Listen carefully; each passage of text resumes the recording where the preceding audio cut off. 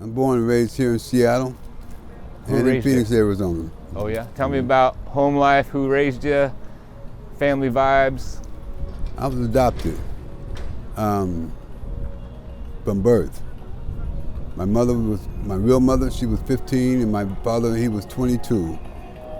My father came to Seattle after being in the Vietnam War and met my mother, and they had me, but my grandmother didn't like it because it was a disgrace to middle-class black people in the 60s. I was born in 64.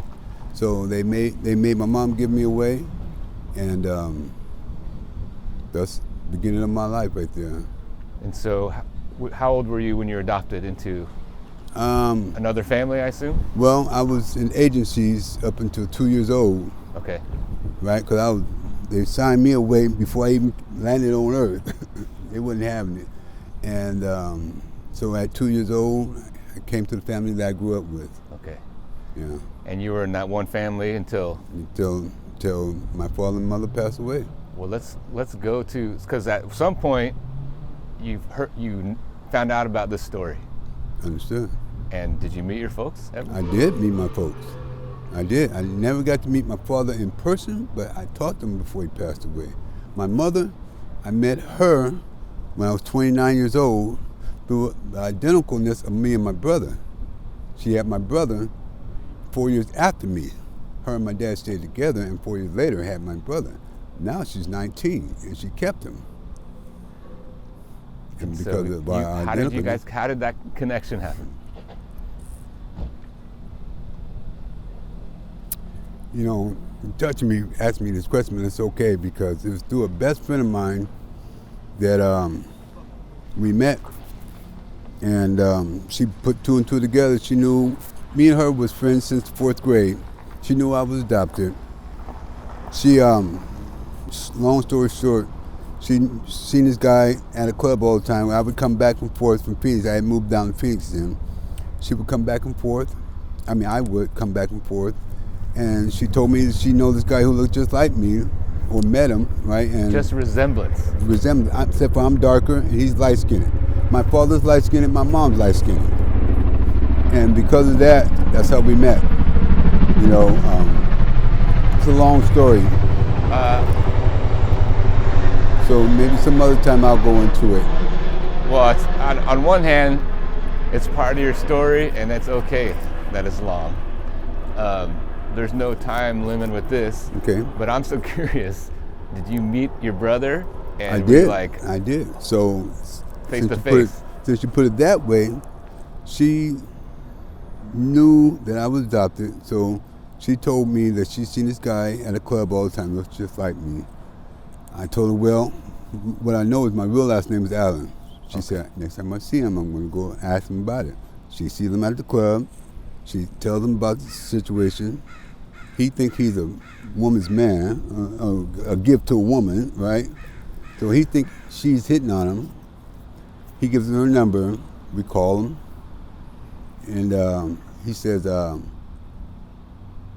know, I don't know what you guys are doing, but I told him my situation. And he said, I don't know what you guys are doing, but you know, my mom ain't told me about no other guy, no other brother, right? Is this a scam? Is this, right? What do you guys want here? Exactly, Suspicious, right? Naturally. But 2 days later, my mother goes over to his house. He tells my mom about the situation. He said, Mom, this girl came up to me, asked me did I, you know, what my last name was. His same last name as my original one. And he told her that, you know, you didn't have no kids before me. She said, yes, I did. And he said, he said, well, what'd you have? She said, I had a boy. Immediately, he gets back on the phone, he calls her, he apologized, and he tells her about it. She comes banging on the door the next day, tells me about it, right? Know that ever since I found out I was adopted at the age of 12, because my adopted mother, she was a famous gospel singer. Okay. And so, you know, she would run across all these people in church and stuff. Oh, that's your kid? You know, this is my adopted kid. That always bothered me. Why would you consider me adopted and not my other ones? She finally told me. And ever since then, you know, I've always felt different. Other, yeah. Yeah. And so when when she came knocking on my door, back to the story, when she came knocking on my door, she said, Tony, I told you. He said that, that his mother did have another child. He wants to meet you. Go to meet him. I ain't never seen nobody look like me. He looked just like me. You would think we're twins, except for he's light-skinned. Right now I'm dark-skinned. I'm a little bit taller, a little bit thicker than he is. So we called my mom. I'm just chopping it up, right? We called my mom, right? And and she doesn't answer, so let me call my grandmother. Okay. The lady who made my mom give me away, right? And I fell in love with my grandmother too,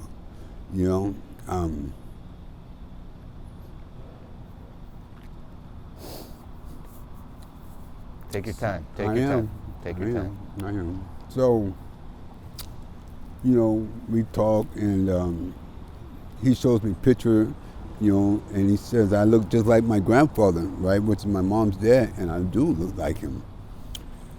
So I leave. I got his number.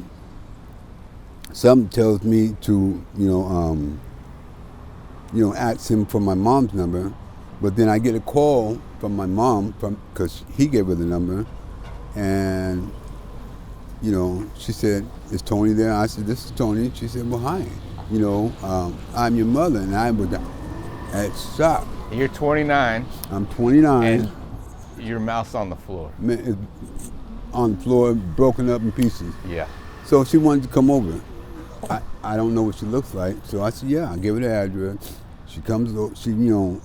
I had my adopted sister there, and every car that pulled up, I said, "Is that her?" And I was like, "Ooh, that better not be her. Ooh, is that her?" Right? I don't know. And then one lady pulled up, right, and runs up the stairs. I said, "You know her, sis?" She said, "No, I don't know her." I said, "Well, I don't either." All right, put a pause real quick. Mm-hmm. What is the emotion you are feeling at that time? It's an excitement, but a fear too. Fear that this isn't my mother. Feel like this has been not so much a setup, but just another disappointment. Because I've run across people before who said I look like such and such. Ever since I found out I was adopted, and it always ignited the excitement of getting to know who real people are. Yeah. Too good to be true. Can I trust this? Yeah, that's right. All that exactly. stuff. So she knocks on the door, and I open it, and she said, "Oh my God, my baby." Right? She grabs me and just gets to squeeze the shit out of me, right?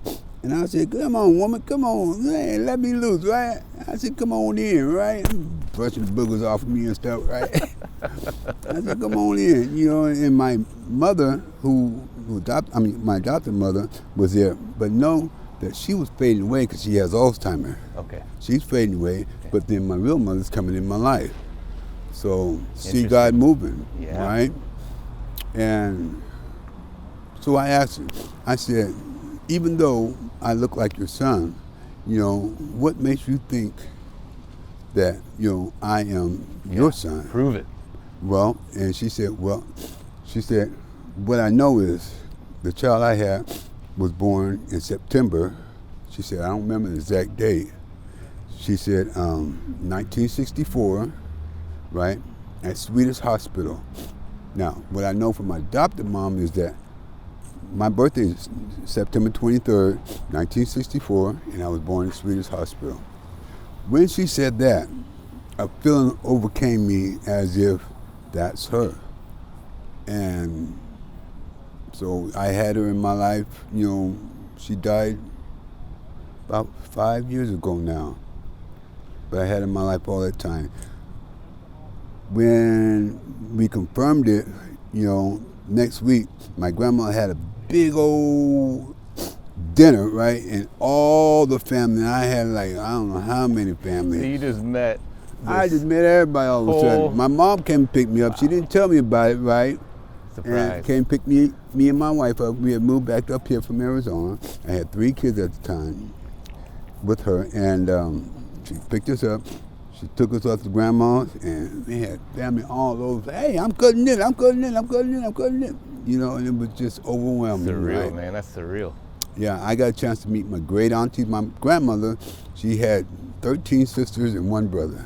Whoa. and the majority of them were still living. So I got an opportunity to meet the greats. And so at 29, this is in like what, the 80s? Early, let's see, 64. Well, let's see, I'm 61 so late now. 80s. So that was like 90. Okay, even early 90s maybe. Yeah, early 90s. Yeah. Yeah, early 90s. Oh, so you had a significant chunk of knowing all that other side of the family. Yeah, I did. And it was a beautiful thing, you know. The only sad part about it was, you know, none of us is close except for me and my other sister. I got 2 other sisters that has a different father. So the oldest one out of that, we're close together. She still checks on me.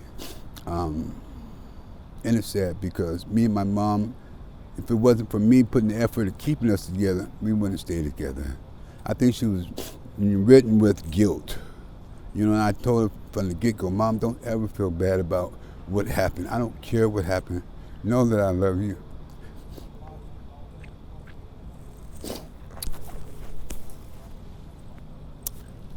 Know that I'm so happy to be, you know, part of the family. Know that I am happy to know that I know my family. You know, you'll never know what it's like, but just don't trip about the past. But she always did, so I felt. And I mean, she was 15. She was 15. And she had her baby. Yeah. Not of her will taken. That is so traumatic. Yeah. It's incredibly traumatic. Yeah, and so her and my grandmother, you know, because of that incident with me, never was close together. I can imagine. That makes sense. Yeah. And my grandmother tells me that she ran away and went to a boarding house. But my mom told me, you know, that wasn't true. This is what happened. And so what confirmed it was that when I talked with my father, about 5 years later, I meet my father. I'm an addict, okay? I'm not ashamed of it. I'm just dealing with it. I met my father through his best friend in a crack house. I was sitting up one night at a crack house, talking with this guy. Ever since I met my mother, I've always asked people her age, do they know of her, right? And a lot of them do, and this guy so happened to too. And so I asked him, did you know Linda Allen? He said, Linda? He said, and Barbara, that's my auntie, right? And Joe? I said, yeah, that's my auntie and uncle. He said, yeah, I know them. I said, well, you know, my father's name is, you know, James Shepherd. He said, get out of here. I said, what you mean? He said, man, that's my best friend. He said, if it wasn't for me, your daddy wouldn't be up here to meet your mama. I said, ooh, there's some good crack here. Right? Right? I was tripping. Right? He said, yeah, man, me and your daddy grew up together, right? Since we were kids. And after he got out the service, you know, he called me and I told him to come on up here and I'll help him out. And he did. Right? I was like, what? And so he gave me my daddy's number. Immediately I get home, like 2 o'clock in the morning. I don't care. I'm calling him up, yo. He said, I said, yeah, this James Shepherd. He said, who this? I said, this is Tony. I said, I'm your son. I said, Linda Allen is my mama. And he said, you got the wrong number. I said, yeah, okay. The next morning, he calls me back, right? He said, Tony. He said, man, I apologize. He got the lamest excuse. He said, I thought you was welfare. Welfare? What's wrong with you? Right? I'm 40, you know, I'm of age now, and ain't nobody studying you from back there, right? And so, wait, welfare from the 60s, it's part of child late support. 60s. Yeah, he tripping, right?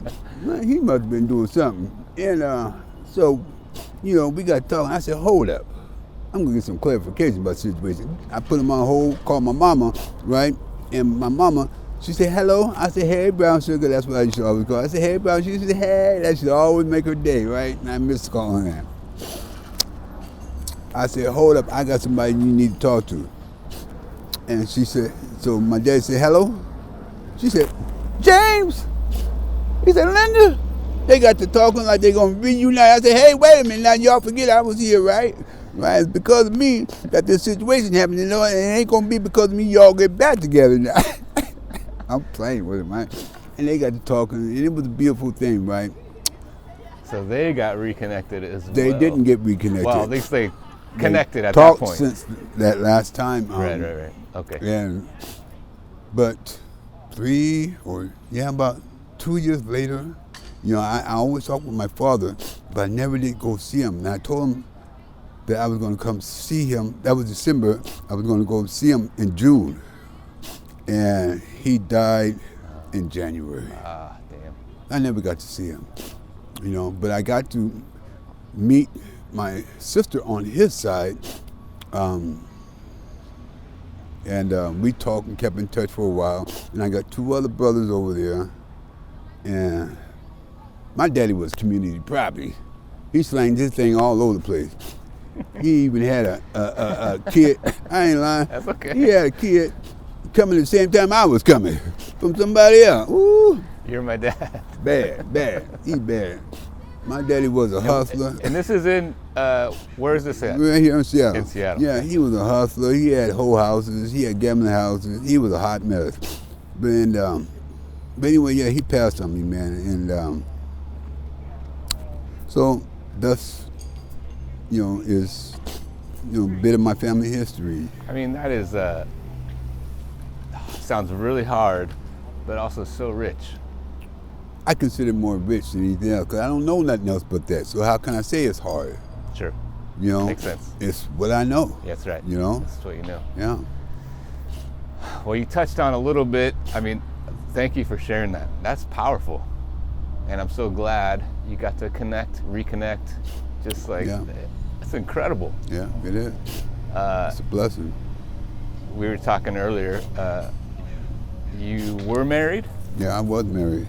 Now tell me about, well, I mean, I guess there's so much to our stories, right? Yeah. I mean, that's just, we took that much time just on a big piece, but a piece. Yeah.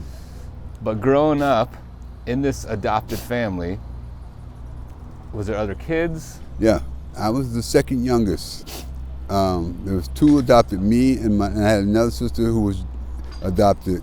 And, her uncle is Quincy Jones. If y'all don't know who that is, I'm sure y'all know who that is. R.I.P. Yeah. Quincy Jones, man. Quincy Jones' sister is my sister's mom. All right? And so, yeah, I was the second youngest. My family that I grew up with was Christians. My mother was a famous gospel singer. They had a singing group called the Lewis Singers. My name's Tony Lewis, by the way. And, they sung quartet style music. They was well known throughout the West Coast. And I grew up in that kind of environment. Right. But I'm a church boy gone bad, real bad. Age of 16, 15, I got involved in gangs. At age of 16, I was booked for 4 counts of attempted murder. I got in a gang fight and I got booked for 4 counts of attempted murder. I beat the case, so 17, I got stabbed in my back.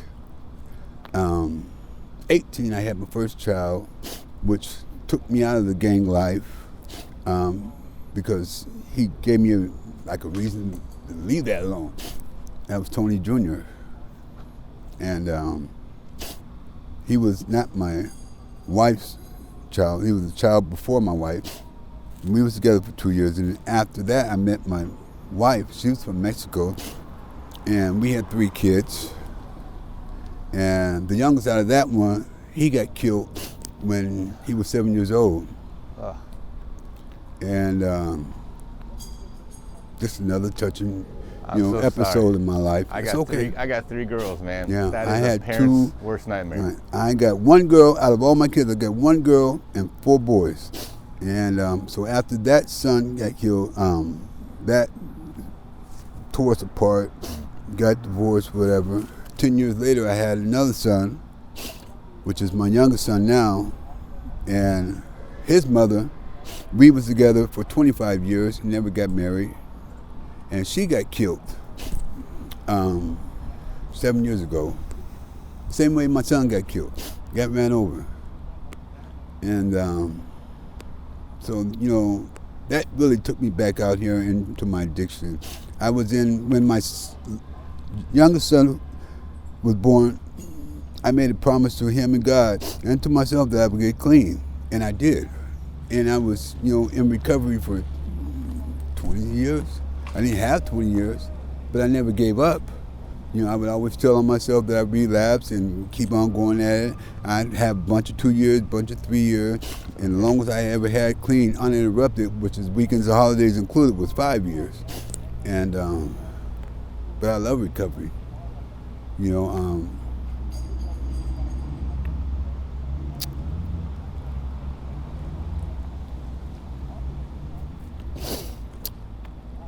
So I guess I needed this. So anyway, yeah. That took me back out when she died. That is so much pain. Well, maybe it's pain, maybe it's a good pain, like lifting weights. It's painful, but That's perspective. Yeah. Perspective. Perspective is everything. That's right. It makes a difference. So now my life is, I got cancer now. I got colon cancer. And I'm dealing with this all by myself. No family support, no nothing. I almost didn't make it to my 60th birthday. I was at death's door. In and out the hospital. September 24th, right? Huh? 23rd. September 23rd. Happy birthday. That was last month. Yeah, no. Well, yeah, this October still. And so I've been dealing with this cancer. Almost didn't make it to my 60th birthday, but I'm 61 now. And doing it by myself. And it's difficult because it's a life-changing situation. I've got, shit sack here, and I hate it with a passion, and it makes me have to be distant from people, not around people. And me being an addict, I'm always getting loaded, and I forget that I got this. The head and the body don't want to work together because the mind always want to be out here. Because I'm a product of the streets, but also I've been a working man too. I was in the service, I've done things, So as it stands right now, learning how to live around this and with this is the most difficult part of my life now. But I don't know how to give up. Another thing I'd like to add into this, I'm a martial artist too. Been doing that since I was 12 years old. That's part of where my thinking comes from. Perspective, pushing through, persevering. Perseverance, right. Not giving up. Don't know the word giving up. And I've been doing that since I was 12 years old. Started out with Taekwondo, old school Taekwondo, not the sport one. International Taekwondo Federation. Then I went to a style called Hadondo, and then I went to a style that I love and I am committed to, which is Hapkido. And I've been doing Hapkido for, I was 27 up to 50, do the math. And thank God for that too, because it helped me to keep my body strong, even though I was in my addiction. And because of the strength of my body, I'm alive today. Doctor told me if my body wasn't as strong as it was, even though I do what I do, I might not be living. Right. That's right. So, everything has a reason. Yeah. Talk to your kids? I talked to my youngest one and my second oldest one. But the oldest one, he's in Australia now. Yeah, I got a whole bunch of kangaroos hopping around down there, right? And I've yet to go down there and meet them. You got some grandkids? Yeah, I call them my kangaroos. I got 4 of them down there. My son went in the service. He went in the Navy, did the Westpac tour. They went down to Australia. He met his wife down there, came back, got out of service, went back down there. He ain't been back since, right? And I told him, he was going to play football because he had a scholarship to play football. He was a punter. He said, but Dad, I don't know which way to go. I was in the ROTC, and I want to go in the Navy, but I want to, play football. I said, look here, son, you can play football in the Navy. You can? I said, yeah. Roger Staubach come out, the general came out there playing basketball. You didn't know that? No. I said, and if I was you, either way is good, but if I was you, I'd go see the world, right? Yeah. Courtesy of Uncle Sam, too, I'll go see the world, right? You'd be the only one ever in my family that go see the world. Been places we'll never be, probably. And thus, that's what the decision he made, and good. That's why I got kangaroos. Yes, I got kangaroos in Australia. That's right. Boxing one, beep, beep, beep. So I got, and he be having babies like his granddaddy, right? All over the place. Well, Tony, you said that you're housed now. Uh-huh. Has there been times when you've been unhoused? Yes, there has been. There's been times, plenty of times. And that's why I come and associate with my people here, because I've been there, I'm damn near close to getting there now, but I made it. I was close to eviction, but that's because of my recklessness of my money. And, but yeah, I've been homeless for years, man. But the VA's helped me out to, get in the house, give me back my Section 8, and I live in Bellevue now. But you think I live over here because I used to live over here at the Nyers for 1 year, and I got my Section 8 back, so I moved over to Bellevue. But I'm always coming back over here. And one of the main reasons why is these are my people here. Second of all, because of my cancer, I need to be around people. And third of all, it's my addiction, just the way it is. But I'm getting tired of living like this. And it's funny because they say insanity is doing the same thing, expecting different results. That's bullshit. Insanity is doing the same thing, knowing what the result is, and I still do it. That's insanity. That sounds like addiction. Yeah. And well, I mean, you've been through recovery, you know the language, and and I see it in person, and I'm living it. And it's, from what I know about addiction, it's like you're coping. We all cope. Legal drugs, illegal drugs, sex, any mind-altering substance. People, humans cope with stuff. That's right. Food. And again, we were talking earlier, it's like a lot of people are just stuck in their addiction. That's right. Right. And on one hand, if you're a human being, you should be able to relate to that. Right. And to go, it's hard to stop things you don't want to stop. Right. And anyways. Right. You're very right about that. The thing about it, and I'm an advocate for the homeless and the addict, because I've been both and I am both in a way. So when I go to the hospital, I let them know that I'm an addict, right? And I see the change in their demeanor, right? They act like they're going to do the bare minimum. Then I have to correct them. I said, but I'm also a vet too. If it wasn't for me, you wouldn't have a job. Interesting. Right? So you see them just shift. Yeah, I do. Of course I do. And I check them right there, Johnny, on the spot too, about that. And then they shift again. Right. And pull that. And I said, and check this. You could be an addict if you ain't already one. Right? Watch how you treat us. We human beings too. That's right. We're God's kids too. That's right, man. Some of them, I made one of them cry. I don't care. You need to cry because you've probably been doing that for a while. Yeah. And ain't nobody know how to tell you about it, right? You are here to take care of people, not certain people. Yeah, not to judge right. and then take care of them. That's right. And so, that's why I'm not ashamed to say right here, as we're talking, because I feel like I need to represent, my people. When people come by and feed us and stuff, I say, you know what? I'm gonna tell you guys something. You guys' work is not in vain, and I want to thank you for all of us. I want to thank you. A lot of them don't know how or won't, but I want to tell you, we all appreciate it. We need it. Right on. Even though we may have put ourselves in this situation behind the decision we made in our life, whatever. You go out your way to do this, and we appreciate it. Yeah. Tony, one last question before we wrap up. Is there anything you'd want the people of Seattle to know? Yeah.